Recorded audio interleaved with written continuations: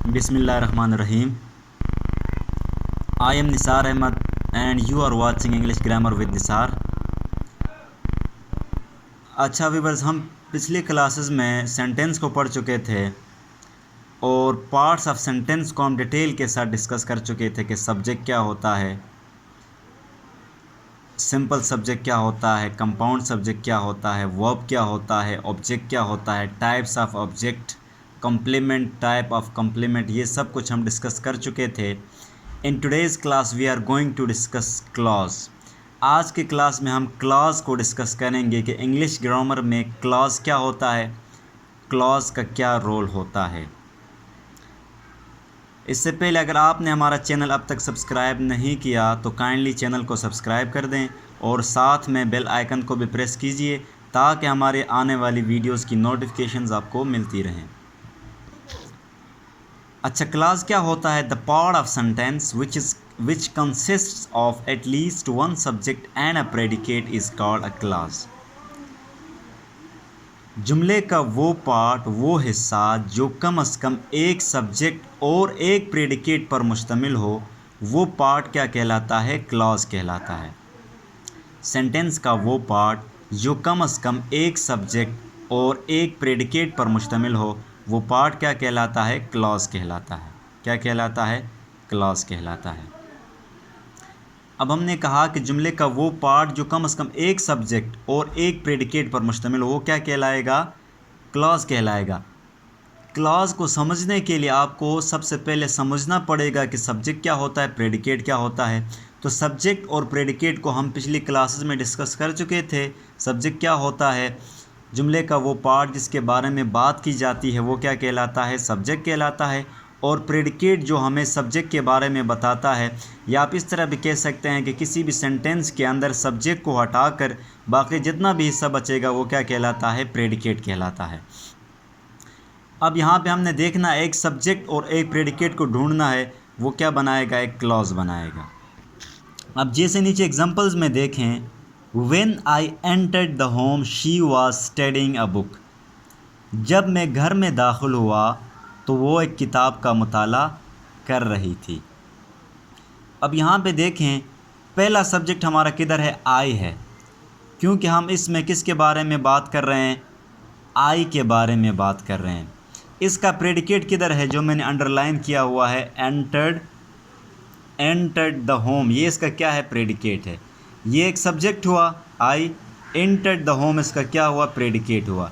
एक सब्जेक्ट एक प्रेडिकेट. हमने कहा था कि एक सब्जेक्ट हो एक प्रेडिकेट हो, वो क्या कहलाता है? क्लॉज कहलाता है. तो यहाँ पे ये सारा, यहाँ से व्हेन से लेकर बुक तक ये फुल स्टॉप है, ये सारा क्या? एक सेंटेंस है. When I entered the home ये एक सेंटेंस का क्या है? एक पार्ट है. इस पार्ट के अंदर एक ये सब्जेक्ट है और साथ में ये एंटर्ड द होम इसका क्या है? प्रेडिकेट है, क्योंकि ये हमें आई के बारे में इंफॉर्मेशन दे रहा है. तो आई एंटर्ड द होम ये क्या हुआ? सारा एक क्लॉज हुआ हमारे पास.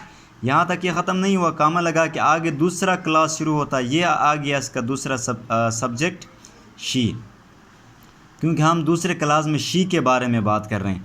वाज स्टडीइंग अ बुक ये इसका क्या है? प्रेडिकेट है.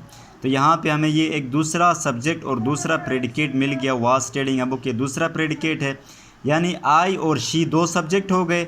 एंटर्ड द होम और वाज स्टडीइंग अ बुक ये दो क्या हो गए? प्रेडिकेट हो गए. दो सब्जेक्ट हैं, दो प्रेडिकेट हैं. इसका मतलब ये है कि इस सेंटेंस के अंदर कितने क्लॉज हैं? दो क्लॉज हैं. There are two clauses in this sentence. पहला क्लॉज कहाँ से है? When I entered the home ये पहला clause, she was studying a book ये दूसरा क्लॉज. अब इस सेंटेंस में देखें दो काम हो रहे हैं. पहला काम क्या हो रहा है कि मैं घर में दाखिल हो रहा हूँ. दूसरा काम वो किताब का मुताला कर रही थी. यानी दो काम हो रहे हैं. दो काम करने वाले अलग अलग लोग हैं, अलग अलग सब्जेक्ट हैं, अलग अलग प्रेडिकेट हैं. तो दो सब्जेक्ट हैं, दो प्रेडिकेट हैं. इस वजह से इस सेंटेंस के अंदर कितने क्लॉज हैं? दो क्लॉजेस हैं. दूसरे एग्जांपल में देखें, I was sleeping and she was weeping.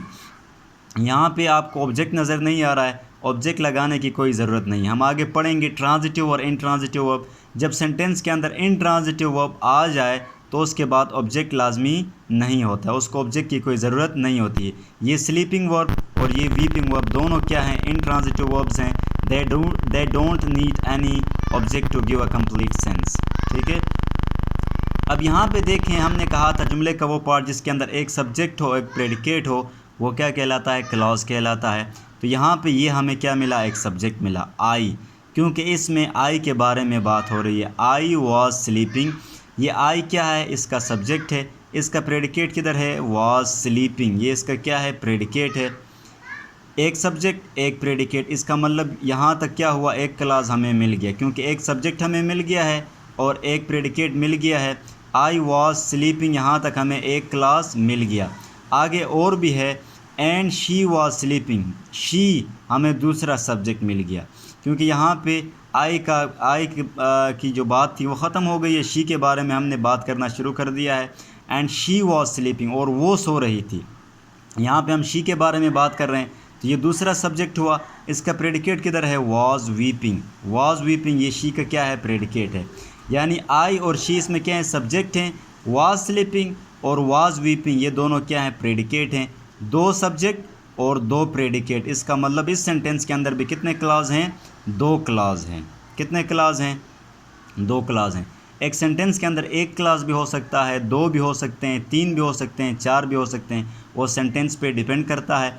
आगे हम टाइप्स ऑफ सेंटेंस को पढ़ेंगे, simple sentence, compound sentence, complex sentence, compound complex sentence, उनमें हम इन क्लॉजेस को डिटेल के साथ छेड़ेंगे।